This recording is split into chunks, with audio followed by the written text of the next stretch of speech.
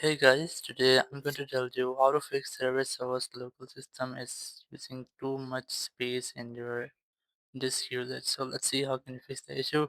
You just have to simply press Windows plus R, or you can right click on the start button, then press run, and here you have to enter services.msc.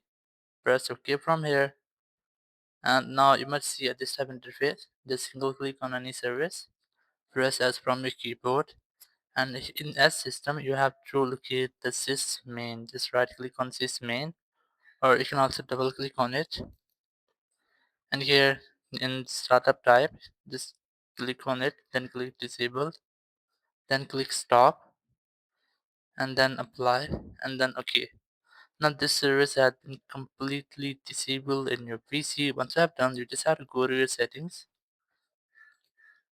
and in settings just wait for some moment and the setting open, then go to Windows Update. And here you have to make sure that your Windows is up to date. You haven't any pending update for your Windows. If you might see, you just have to try to update your Windows, and after doing this, your issue will be fixed, so you will not get the issue again. Thank you very much for watching the video. Until next video, bye bye.